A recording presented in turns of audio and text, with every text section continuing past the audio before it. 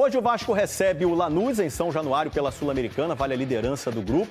No último encontro entre esses times, os vascaínos saíram felizes. Oitavas de final da Libertadores de 2012. Jogo de ida entre Vasco e Lanús. E o Diego Souza fez uma pintura na partida. Pro Diego, limpou, outro chapéu, que lance! Vitória em casa por 2-1. Na Argentina, o Vasco garantiu a classificação nos pênaltis. E o resultado em São Januário não ficou marcado só na memória do torcedor vascaíno. Vim aqui, ninguém me conhecia ainda, vim a paisano para assistir Vasco e Lanús, observador do Corinthians pela Libertadores, que depois era o próximo confronto. E fiquei ali no meio da torcida, quietinho, bandeirão passando em cima, para lá, para cá. Aquela gritaria, aquele apoio. O Carille agora vai viver esse confronto em São Januário e não só assistir. O Vasco enfrenta o Lanús pela terceira rodada da Sul-Americana. Dessa vez não é mata-mata, mas a partida vale a liderança do grupo. A expectativa está muito boa, o grupo está muito confiante. O jogo contra a Argentina é sempre difícil, mas o grupo trabalhou bem. Ryan foi a surpresa da escalação no clássico contra o Flamengo e deve ser mantido no time titular. A tendência é de que o Vasco vá a campo com Léo Jardim, Paulo Henrique, João Vitor, Lucas Freitas e Lucas Piton, Hugo Moura, Jair e Felipe Coutinho, Ryan, Nuno Moreira e Verrete. E na arquibancada de São Januário, a mesma torcida que há 13 anos impressionou o Carille. É algo que eu não tenho como esquecer, porque foi marcante o peso dessa torcida, a paixão dessa torcida pelo clube. Essa torcida é fantástica mesmo. Vamos ver o que tem de Vasco. E na volta, Lucas Pedrosa entra no telão, Vene Casagrande na conversa e a gente fala desse confronto. Rodou. Um empate que deu mais confiança aos vascaínos. Acima do resultado, a postura contra o Flamengo fez o torcedor acreditar em dias melhores. A começar por hoje, quando o Vasco enfrenta o Lanús no jogo que vale a liderança do Grupo G da Copa Sul-Americana. Dá mais moral, até por conta que o time vinha de alguns resultados anteriores ruins, né? Perdeu para o Ceará fora de casa. Poderíamos ter saído com a vitória, mas o empate já foi importante. Temos que vencer para ser o líder. Se a gente passar, aí a mente vai à lua. No duelo contra os argentinos, o Vasco volta a jogar onde se sente mais à vontade. O jogo contra a Argentina é sempre difícil, mas o grupo trabalhou bem. E estamos nos últimos 3 jogos, nos jogos em casa a gente somos muito fortes. Então, se Deus quiser, eu vou manter essa pegada para sair amanhã vitorioso. Um caldeirão que não para de ferver. São Januário sempre foi temido pelos adversários e uma arma poderosa para o Vasco. Aqui é o 12º jogador. A torcida empurra. Isso aí é notório de todos os jogadores que vêm jogar aqui no Rio, em São Januário. Quando chega aqui, eles têm. É um pouco inexplicável. Quando você chega aqui, a energia é diferente dia do jogo. A ordem aqui é sair sem voz dia de jogo. A ordem é cantar os 90 minutos. O segredo de São Januário é o seguinte, a nossa torcida é uma torcida que apoia o time do começo ao final, né? Então, quando o adversário pisa no São Januário, eles já tremem. A força de São Januário para o Vasco é impressionante. O time perdeu apenas 4 dos últimos 40 jogos disputados no estádio.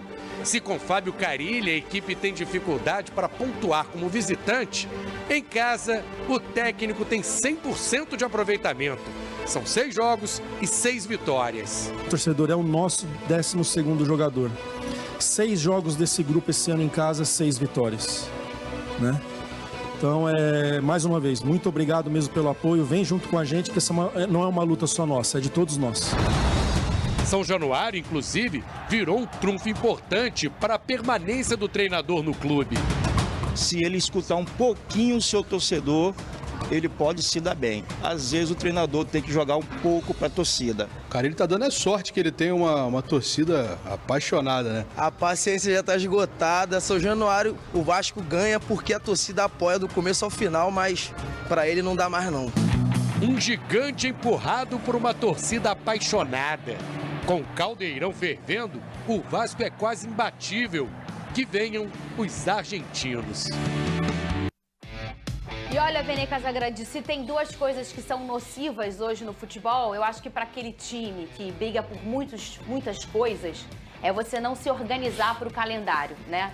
E para aquele time, para qualquer outro time, é toda hora mandar treinador embora, né? Fazer essa troca de treinador, nós já entendemos até por números, por observação nos últimos anos, que é uma máxima muito grande aqui, forte do futebol brasileiro, mas isso é muito nocivo. Então, a gente entende que o torcedor pede a cabeça do Carille, porque talvez não desempenhe o melhor futebol, mas a gente também tem que entender o todo, né? O cenário, quais são as opções, o tempo que leva para um novo treinador se adaptar. E assim, eu acho que para o que o Vasco precisa hoje, o Carille pode ser o suficiente. Você não acha, ô Vene Casagrande? Acho. Tanto é que eu achei quando o Carille foi contratado pela diretoria do Vasco da Gama. É óbvio que ele chegou com um certo pé atrás do torcedor vascaíno, com uma certa rejeição, mas eu acho que dentro do possível ele vem fazendo um bom trabalho. Independentemente, a gente pode discutir algumas decisões, eu acho que, óbvio, ele é um ser humano, um treinador como qualquer outro, ele vai tomar decisões que nem sempre serão acertadas. Inclusive, o discurso dele em entrevista coletiva, eu sou um cara que eu também já critiquei em outro momento. Mas, diante do que a gente tem no futebol brasileiro, vamos lá, vamos pegar outros exemplos aqui. O Corinthians, por exemplo, está batendo cabeça para achar treinador. O Grêmio também vai buscar um novo treinador. O Santos está um tempão... O Grêmio fechou ontem com o Mano Menezes. Né? O Santos está um tempão aí sem treinador, tá, enfim, sondando vários treinadores e até o momento não conseguiu chegar ao nome. E aí o torcedor vascaíno, ele pede a saída do Carille. Beleza, sai o Carille agora e vem quem? Esse que vai vir, se o Carille sair de fato, vai conseguir dar conta do trabalho também? A gente não sabe. O Abel Ferreira, ele falou sobre isso na última entrevista coletiva. Quanto custa para um clube ficar demitindo o treinador a todo momento? E a gente tem no Flamengo, por exemplo, o rival do Vasco da Gama na última gestão. Olha quantos treinadores eles demitiram e olha quanto eles gastaram com multa rescisória. Mais de 50 milhões de reais. Isso, obviamente, atrapalha demais a vida financeira. E o Vasco da Gama não está ostentando uma vida financeira muito boa. Então, acho que o torcedor vascaíno, ele precisa ter um pouco de paciência. Mas, repito, sempre que quando começa isso de ganhou uma sobrevida num jogo, aí perde outro jogo, começa a ser cobrado, para mim tem prazo de validade. Ou você tem convicção que é um bom treinador e mantém de fato, ou vai ficar nessa dúvida, essa incógnita, até quando vai a vida do treinador, no caso do Vasco da Gama. Muito bem, falar em Vasco da Gama, vamos direto para São Januário com o nosso querido, maravilhoso Lucas Pedrosa. Olha ele aí em casa. Agora, São Januário com 98 aninhos, ele falou ontem do aniversário aqui do estádio. Ô, Pedrozinha, fala comigo. Tá um dia meio nubladinho hoje no Rio de Janeiro, né? Boa tarde pra você, meu amigo.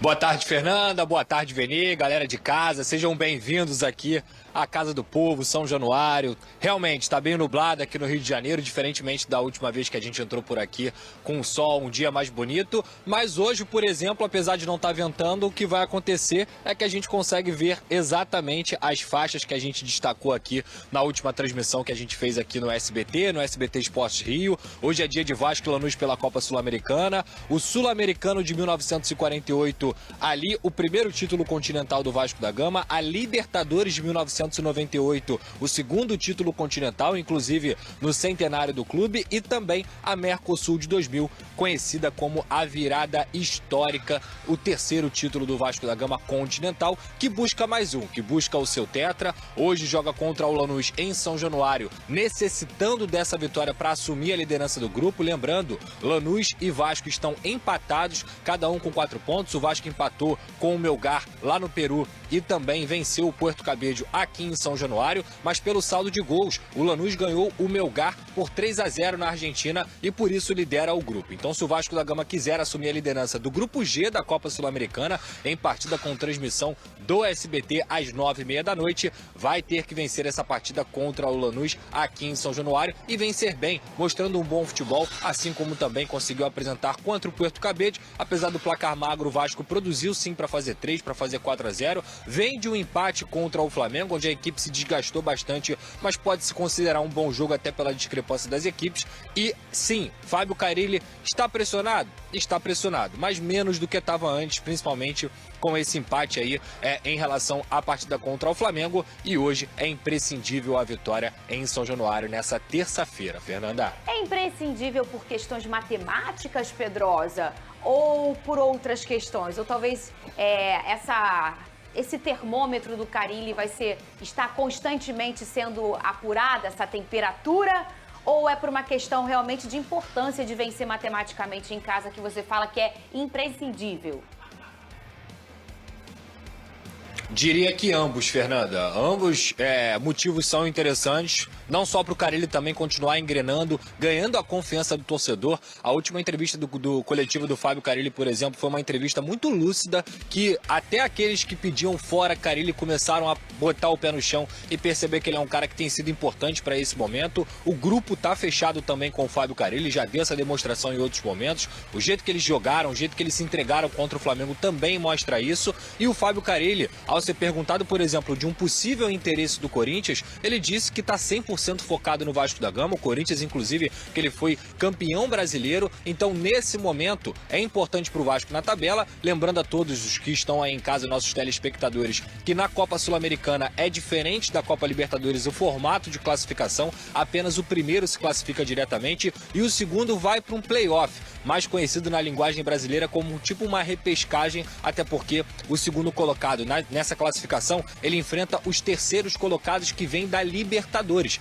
Então, sem dúvida alguma, não vai ser fácil para o segundo colocado da Sul-Americana conseguir passar de fase e ir para o mata-mata da Copa Sul-Americana. Então, o ideal é passar em primeiro lugar. Eu acho que desde o momento que saiu o sorteio desse grupo G, eu entendi o Vasco como favorito, como um time que tem um maior investimento, que tem a maior também nível de qualidade do elenco. Então, por isso, não só para o Fábio Carille ganhar ainda mais confiança da torcida, que já protestou inclusive nessas arquibancadas contra ele, mas também em relação à tabela, fazer 7 pontos e depois ir para o jogo na Argentina, quando o Vasco enfrenta o Lanús fora de casa, também mais tranquilo e podendo, quem sabe, até empatar esse jogo. Lembrando, Puerto Cabello e Melgar estão atrás de Lanús e Vasco da Gama, que estão empatados com 4 pontos nesse grupo G, Fernandinha. Já quero falar com você, Pedrosa, sobre qual o provável Vasco, o que você acha que você sabe.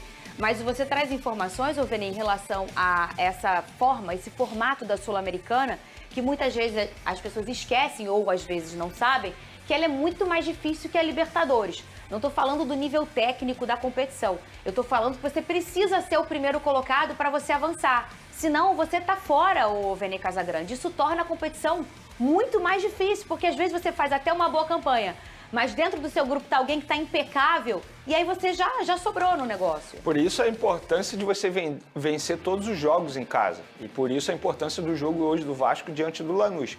Porque para você passar em primeiro, você tem que vencer em casa. Não há como você pensar no outro resultado, senão a vitória.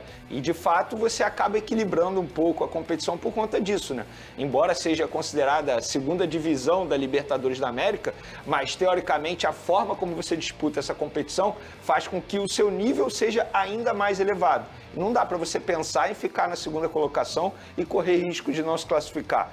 Eu entendo que o torcedor vascaíno critica muito o elenco do Vasco, não concordo com o Pedrinho quando ele diz que o elenco do Vasco é top 8 no Campeonato Brasileiro. Mas para esse grupo da Copa Sul-Americana não é nenhum absurdo a gente parar e analisar que o Vasco da Gama é o favorito para passar em primeiro. E eu acho até que vai passar em primeiro. Acredito numa vitória do Vasco hoje jogando em casa, sempre digo isso. Não importa o momento que o Vasco esteja vivendo, se é na primeira, na segunda divisão, se está em crise ou se não está. Enfrentar o Vasco da Gama dentro de São Januário é uma das tarefas mais difíceis, se não a mais difícil para todos os clubes do futebol brasileiro. Porque o Vasco da Gama tem a sua maior força, a sua fortaleza, jogando em São Januário. E foi por aí também o VT de Flávio Vinick. É por aí, né, Vene, que a gente sempre fala aqui nesse programa em relação à importância de São Januário. Eu acho que no futebol brasileiro é um dos times mais fortes jogando em casa. Sim. E aí a gente não fala nem só pelo que a gente observa, mas também pelos números do Vasco. Eu falo nesse programa, falei na época e falo várias vezes e repito, o Vascaíno arranca o Vasco da Série B, porque o Vasco estava não querendo subir tecnicamente, em campo falando, e o torcedor pega o Vasco no colo e tira o Vasco de lá, do lugar que ele nunca deveria estar. Aliás, é um traço cultural que esse estádio aí que fez 98 anos, né, Lucas Pedrosa, que tá aí bem atrás de você, esse lindo cenário, ele foi feito por mãos de vascaínos, né?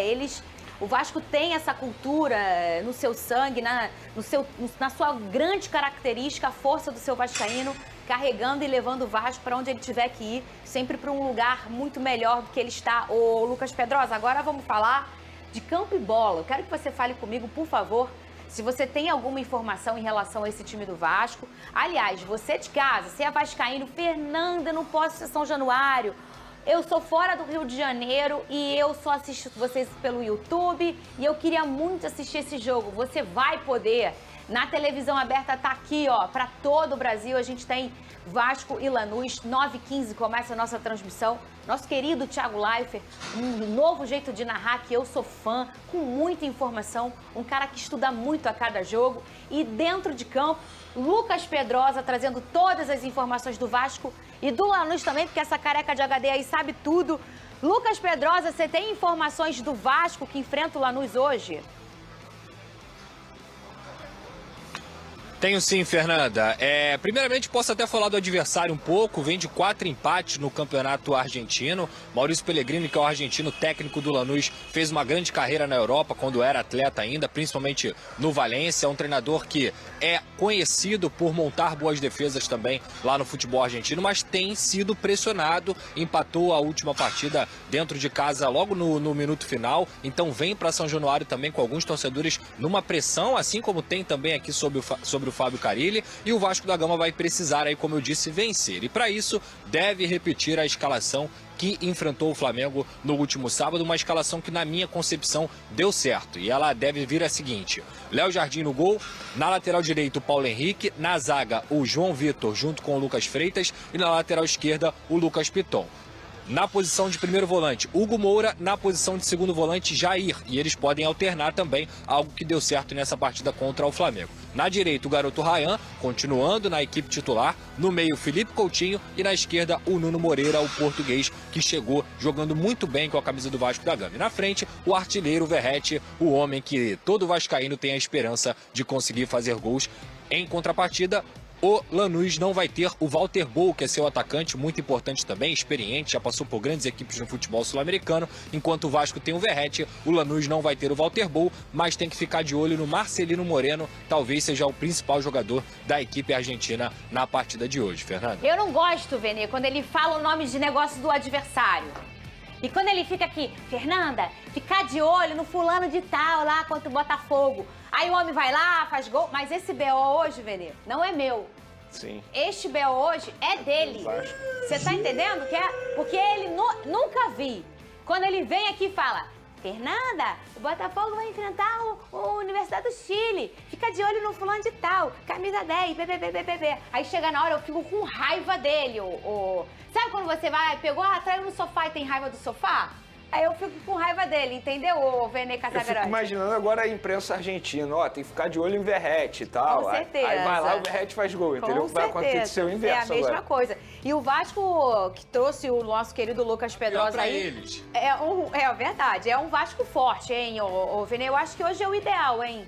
E eu concordo plenamente com a escalação, se de fato isso acontecer, ele repetindo esse time, porque eu mencionei isso aqui ontem, sobre o Vasco da Gama, como melhorou a saída de bola com o Jair.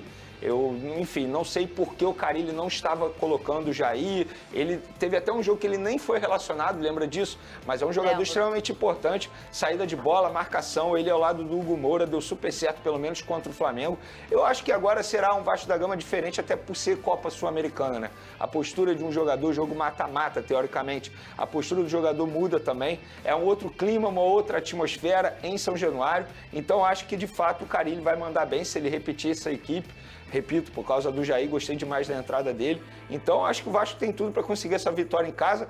Embora seja um clube argentino, tem que sempre mencionar isso. Eles sabem jogar esse tipo de competição, eles sabem jogar Copa Sul-Americana, Libertadores. Na cabeça deles também muda a atmosfera, o clima do jogo. Mas, repito, o Vasco da Gama, para mim, é favorito para conseguir essa vitória. E esse espírito do eles sabem, o Vasco também, aliás... Fala comigo, Pedrosa, pode falar.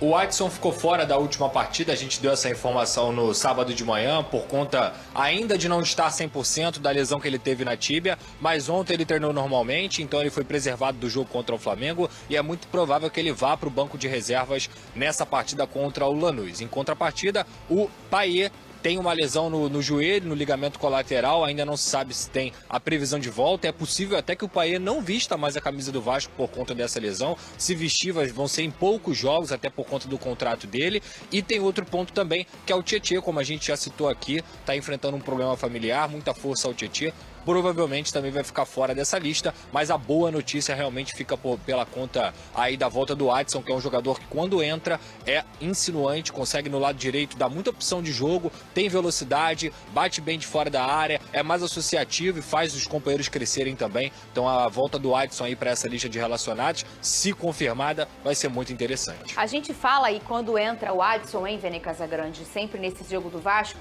que eu acho que é um problema do Vasco que não é do Carille, que não é do Ramon, que é um problema antigo do Vasco, que o Vasco, para ele se manter 90 minutos performando é muito complicado.